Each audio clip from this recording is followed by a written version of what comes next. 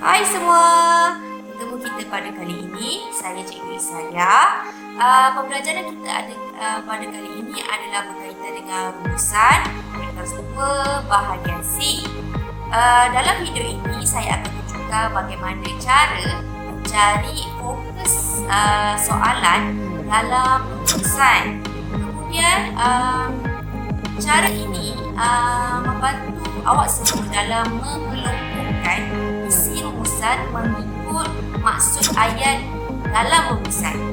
Okey, paling penting adalah banyak kali baca isi rumusan tersebut baru boleh kelompokkan maksud ayat dalam rumusan tersebut mengikut kata kunci yang bakal saya berikan.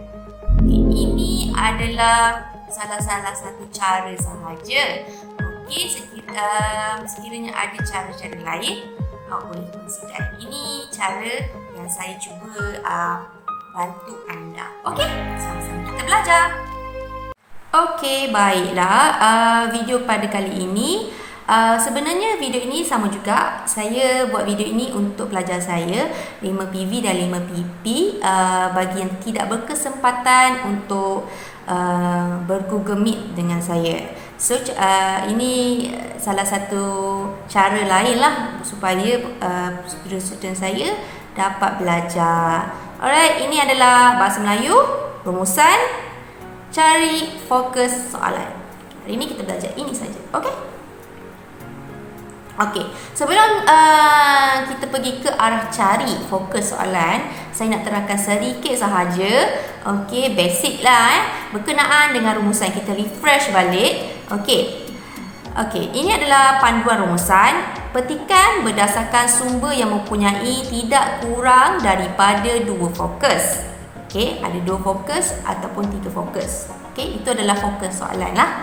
Bahan rumusan terdiri daripada sekurang-kurangnya 2 bahan daripada sumber berbeza seperti petikan, prosa, puisi, grafik. Okey, nanti saya akan tunjukkan contoh soalan lah. Tugasan tidak dinyatakan dalam arahan soalan. Ini yang saya nak bantu awak, iaitu nombor 3 ni, untuk mencari tugasan soalan, iaitu fokus soalan yang dalam petikan, supaya kita boleh tahu apakah sebenarnya kehendak soalan dalam petikan tersebut.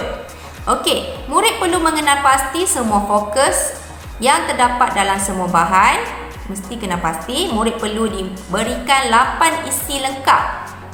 Isi daripada setiap bahan. Bahan tu ada 2. Kedua-dua bahan tersebut awak perlu nyatakan isi. Rumusan tidak melebihi 120 patah perkataan, sikit saja. Kesimpulan perlu berdasarkan tema bahan. Nanti saya akan pergilah kepada ini video yang akan datang lah. Jawapan hendaklah ditulis dalam bentuk esei. Ini pun nanti bakal saya ajar nanti. Okey, kita pergi ke soal permakahan. Okey, ini adalah permakahan. Okey, pendahuluan 2 markah. Okey, isi ini markah isi isi 8 isi kali 2 16 markah. Kesimpulan 2 markah. Jumlah untuk markah isi adalah 20 markah. Okey, rumusan 30, markah isi 20. Mana lagi 10 pergi adalah markah bahasa. Okey, sekiranya markah bahasa awak ini dalam karangan awak ini berdasarkan pembacaan yang menanda itulah. Okey, kalau ayat awak mantap, matang, dengan penanda wacananya, tak ada kesilapan ejaan, maka layaklah awak untuk mendapat 8 hingga 10 markah. Itu markah penuh. Baik, okey, 5 hingga 7, sederhana 3 hingga 5, lemah 1 hingga 2. Ini adalah pemakahan. Manakala untuk teknik bina pendahuluan, saya tunjukkan sikitlah. Okey, sekiranya rumusan awak, rumusan awak ada 2 bahan, bahan 1, bahan 2. Okey. Dalam bahan 1, bahan 2 ni ada 2 fokus. Okey, 2 fokus soalan, maksudnya 2 kehendak soalan. Awak mesti buat pendahuluan untuk dapatkan 2 markah. Ingat pendahuluan 2 markah kat sini. So, cara dia adalah rumusan membincangkan, masukkan fokus yang awak jumpa 1, masukkan fokus 2. Sekiranya dalam bahan tersebut ada dua fokus soalan, iaitu tugasan soalan lah. Fokus soalan itu tugasan soalan. Okey, rumusan membincangkan awak masukkan satu saja fokus soalan. Okey, maka awak dapat 1 markah. Okey. Ini untuk dua fokus soalan, iaitu dua fokus tugasan soalan. Okey. Bagi pendahuluan yang dalam bahan tersebut ada dua bahan juga, bahan 1, bahan 2. Tetapi fokusnya ada 3, iaitu kehendak soalan dia ada 3. Okey, tetap juga 2 markah. Okey, dan masukkan ketiga-tiga fokus soalan ini dalam pendahuluan. 2 markah juga. Sekiranya dalam ini dalam fokus 3 fokus soalan ini awak hanya letak 2 fokus soalan, awak hanya dapat 1 markah. Alright, jelas?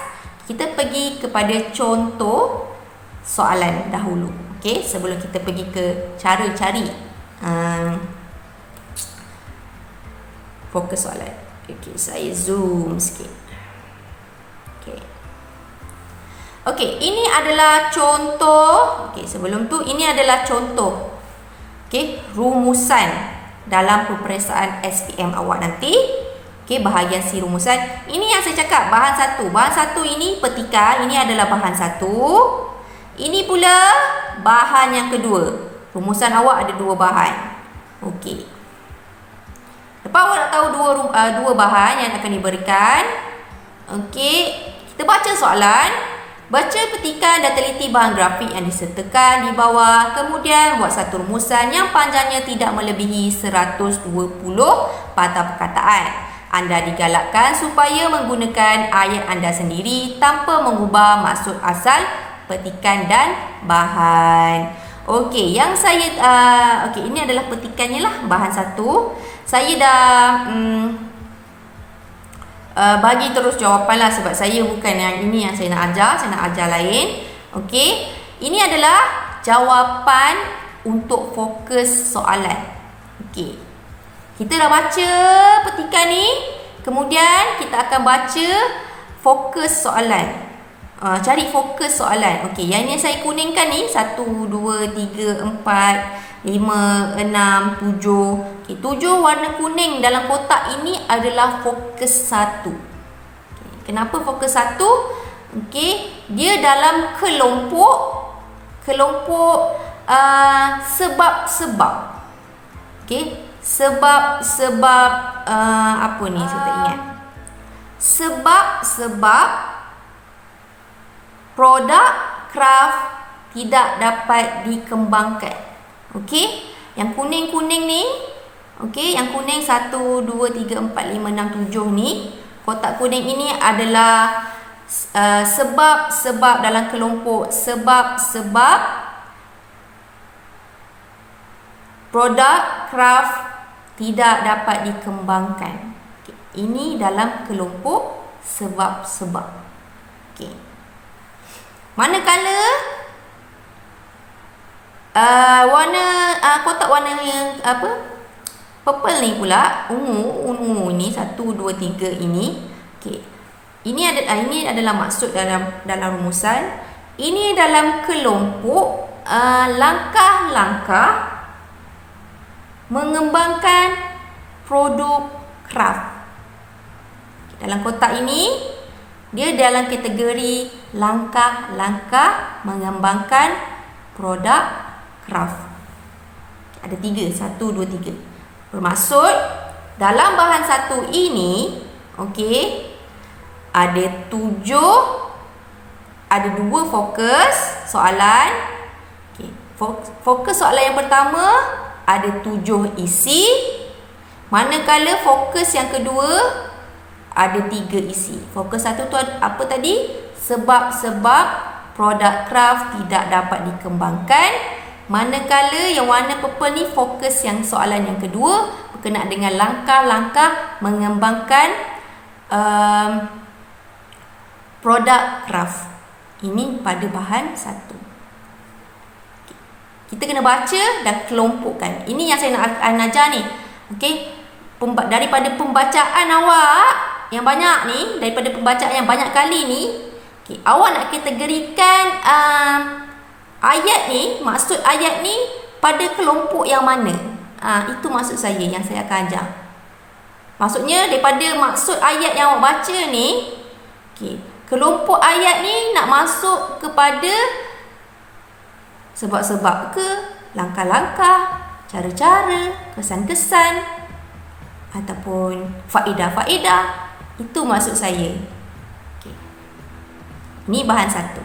Bahan kedua, dia bagi grafik. Kalau grafik senang sangat nak kena pasti sebab dia dah 1, 2, 3, 4. Kita cuma baca saja. Rebutlah peluang melanjutkan pelajaran ke peringkat diploma dan sijil dalam bidang kraft. Program yang ditawarkan seni kraft tenunan, seni kraft batik, sebagainya. Kemudahan yuran pengajian ditanggung sepenuhnya, peralatan dan bahan pengajian disediakan. Program diiktiraf oleh Jabatan Perkhidmatan Awam JPA. So dekat sini, daripada awak pembacaan awak ni, maksud grafik ni, pembacaan awak maksud ayat-ayat yang ada dalam petikan ini, dia dalam kelompok apa? Saya bagi dah jawapan lah. Bila awak baca ini, adakah di dalam kelompok fokus soalan 1 atau bahan grafik ini dalam kelompok fokus yang kedua, ataupun petikan ini berkaitan, maksud petikan ini dalam kelompok fokus soalan yang baru. Tapi kalau awak baca banyak kali, kelompok maksud bahan grafik ini sebenarnya dalam kelompok langkah-langkah, iaitu fokus kedua. Fokus yang kedua. Maksudnya dalam fokus kedua dia ada bahan 1 dan bahan 2. Ini nanti saya ajarlah. Habis. Itu adalah sedikit contoh soalan. Ini yang saya nak masukkan dalam pembelajaran hari ini, iaitu kenal pasti fokus soalan dalam rumusan. Baca petikan, betul-betul baca bahan yang diberikan, fahami maksud ayat dan kelompokkan dalam yang saya akan bagi ni. Antara ini adalah kelompok ataupun kata kuncinya lah. Awak baca-baca petikan. Ini adalah faktor.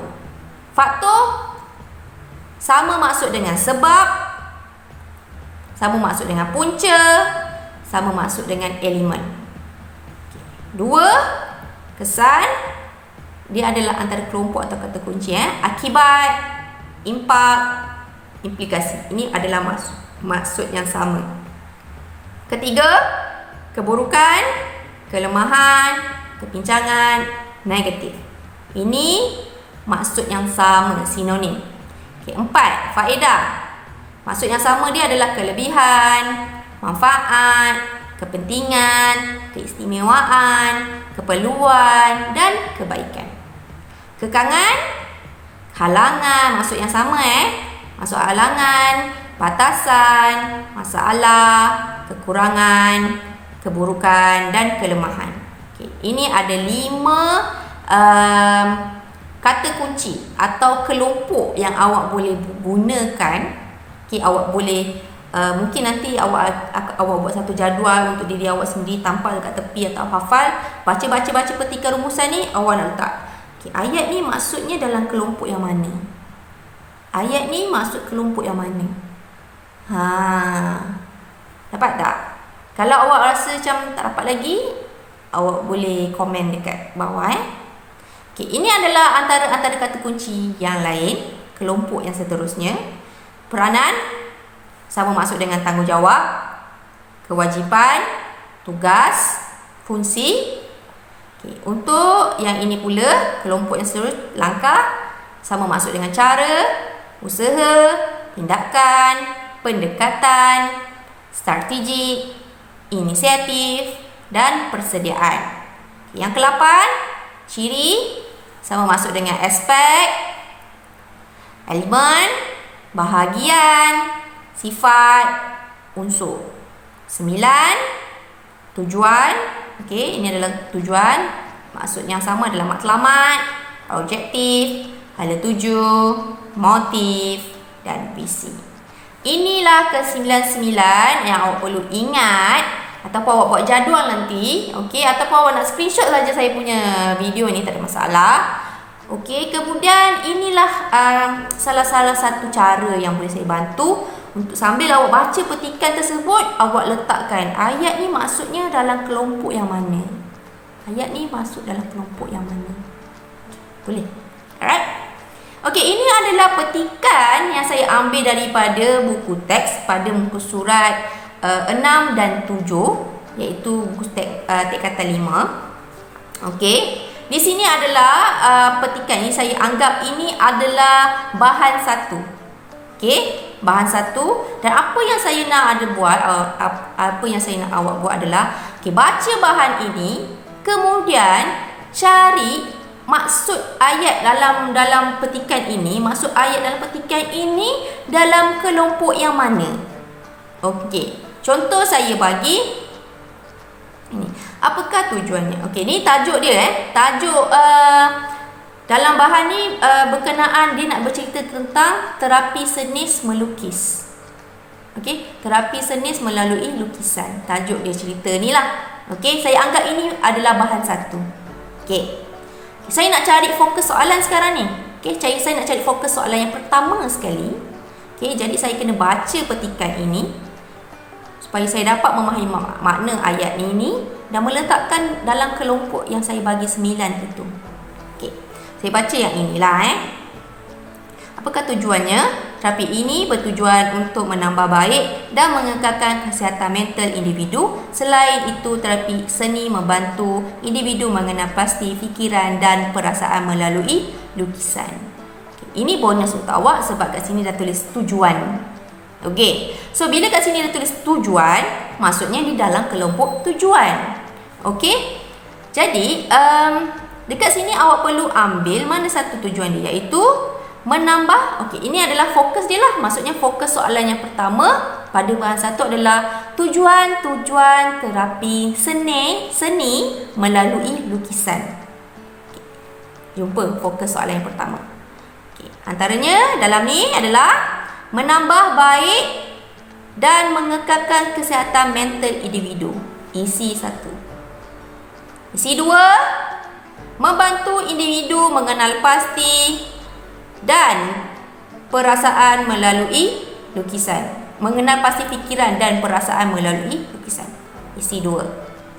Saya baca pula dekat sini.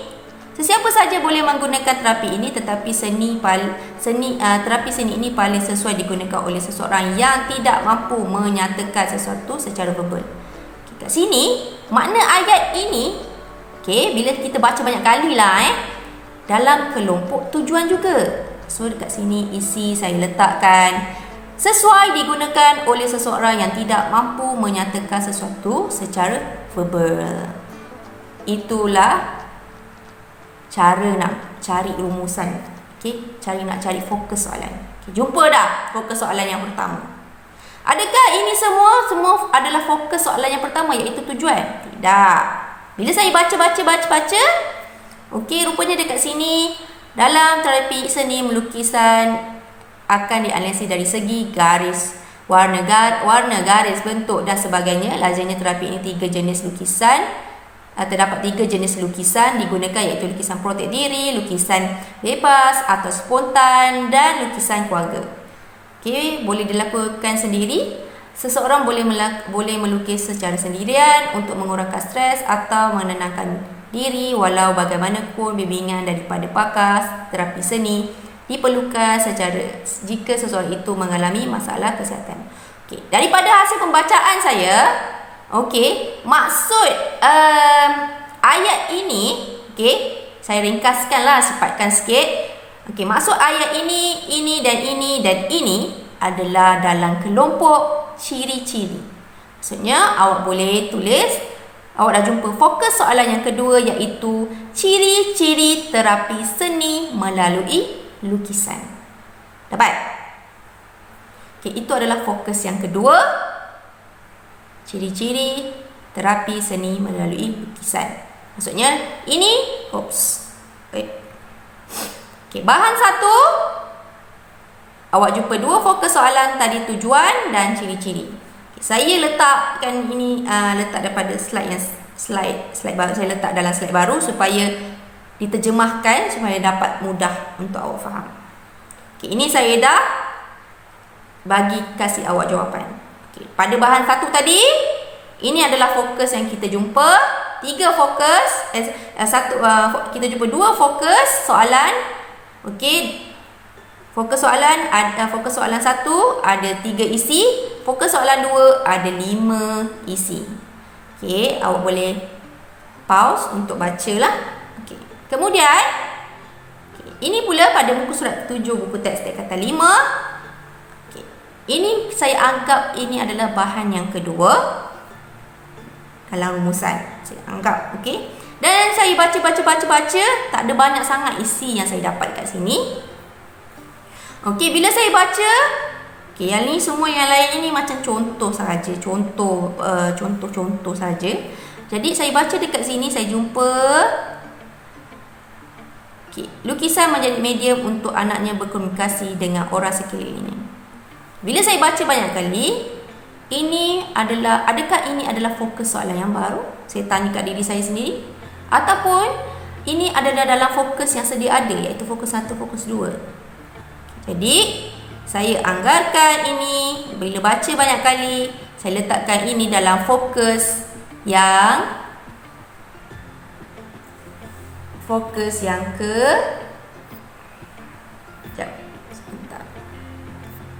saya letak fokus yang pertama.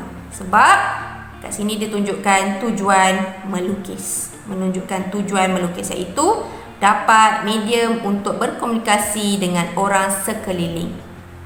Okay, yang kedua, dalam bahan kedua saya jumpa lagi suatu terapi yang menggembirakan. Jadi, saya terjemahkan dia, saya dah jumpa maksud ayat ini dalam kelompok yang mana, dan kemudian dapatlah jawapan ini, iaitu fokus kedua, iaitu ini bukan fokus kedua. Okay, saya betulkan iaitu fokus 2 pada bahan yang kedua saya jumpa 2 isi. Maksudnya kalau nak buat nak buat rumus pendahuluan macam mana? Saya dah jumpa 2 fokus. Maksud dia akan jadi rumusan membincangkan tujuan-tujuan terapi seni melalui lukisan dan ciri-ciri terapi seni melalui lukisan. Ataupun awak nak tulis macam ni, rumusan membincangkan tujuan tujuan dan ciri-ciri terapi seni melalui lukisan. Dapatlah 2 markah untuk pendahuluan. Alright. Okay, saya harap apa yang saya terangkan ini membantu awak untuk mencambah idea lagi ataupun dapat kenal pasti. Yang penting yang tadi saya cakap, kenal pasti kelompok-kelompok tersebut melalui maksud ayat dalam rumusan. Alright, boleh? Okey, sekiranya ada apa-apa soalan boleh komen kat bawah. Okey, sekiranya ada apa-apa permintaan, cadangan atau segala apa pun boleh komen di bawah. InsyaAllah saya cuba membantu sebaiknya. Alright. InsyaAllah kita akan jumpa lagi dalam pembelajaran akan datang. Bye. Hai, sekiranya awak suka video pembelajaran pada kali ini, jangan lupa like, share, komen dan subscribe. Okey? Dan terima kasih kepada subscriber saya, dah 300 orang. Okay, thank you 300 lebih kepada subscriber saya, terutama sekali kepada pelajar-pelajar yang saya kasihi sekalian. InsyaAllah saya akan cuba buat yang terbaik lagi untuk akan datang. Bye.